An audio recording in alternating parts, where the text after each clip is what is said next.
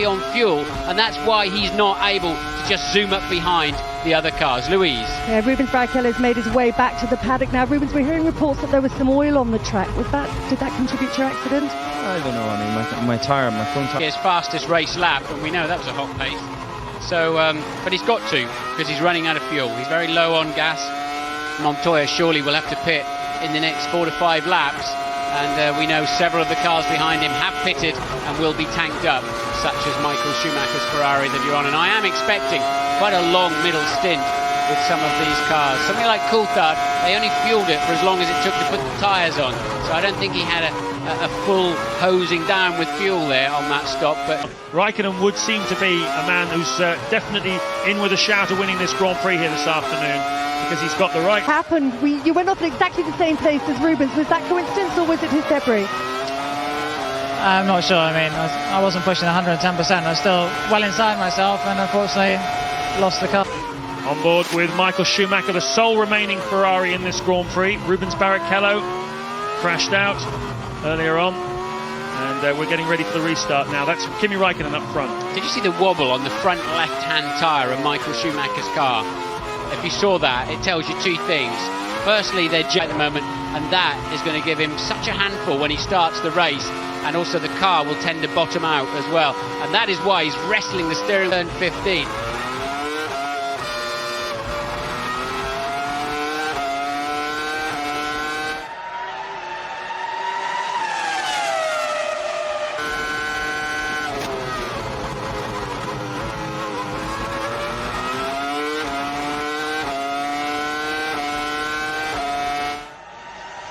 Raikkonen did a 1:29.1. In fact, Michael Schumacher's last lap was very quick. Raikkonen seems to be struggling a little bit with his tyres, doesn't he, Martin? Yeah, he does.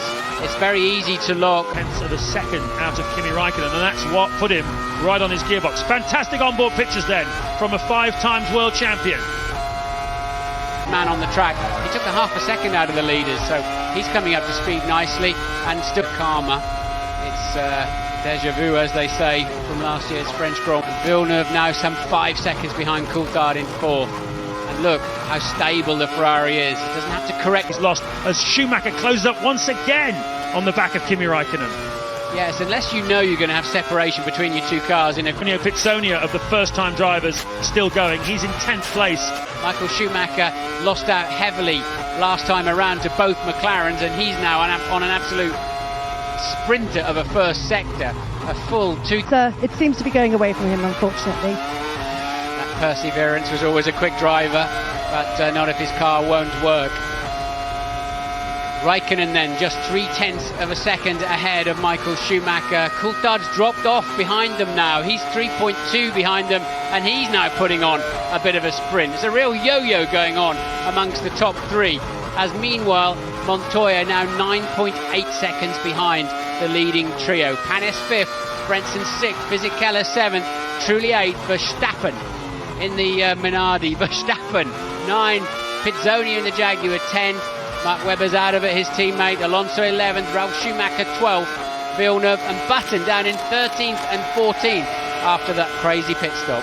Yeah, they dropped races yesterday afternoon after qualifying. As we look at Schumacher, lovely sideways shot from his really mattered come race day, an inspired move by Ron Dennis and his men to bring Kimi Raikkonen in for fuel and tyres before the Grand Prix even started, when it was clear that the track was drying out. We've got beautiful sunshine here now at Melbourne, and that has put Raikkonen right up front. Yeah, but you could always rely on changeable conditions to give you an unusual and unpredictable Grand Prix. It's always the best way.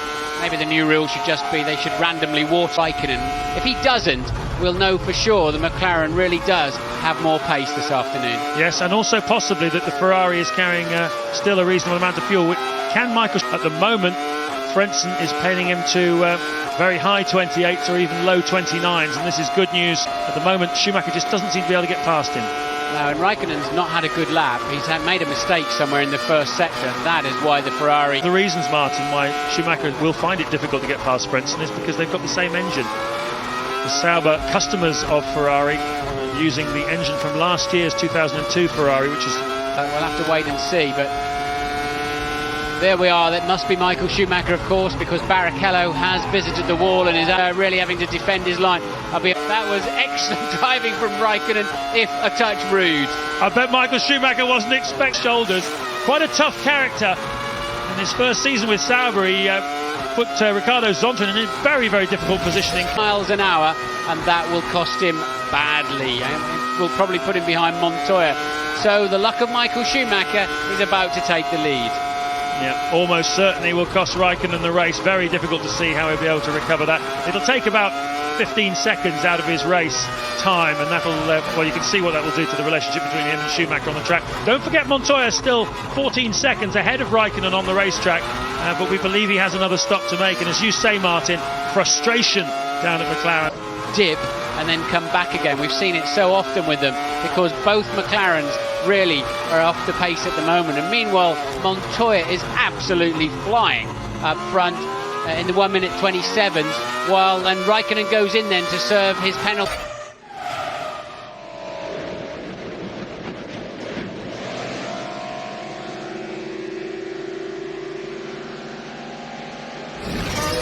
Where Ferrari had a barge board infringement. Barge boards became very much the talk really over that period of time, almost cost them a world championship because they weren't compliant. Must call in at the pit. You can stop at your own pit. It's not a flag where you have to stop and see the clerk of the course, but Michael Schumacher will fall back into third place because Montoya is still hanging in there somewhere. Ted, what can you see? Martin won for the last time that somebody other than this man led the Formula One World Championship. Could we see something different? And then Kimi Raikkonen and Michael Schumacher are close together. Yes, Raikkonen is ahead. Let's not forget about him. He can sense his 13th Grand Prix victory, around 3 in total, stretching back to Europe 1999. He's fourth within the rules at the end of this Grand Prix.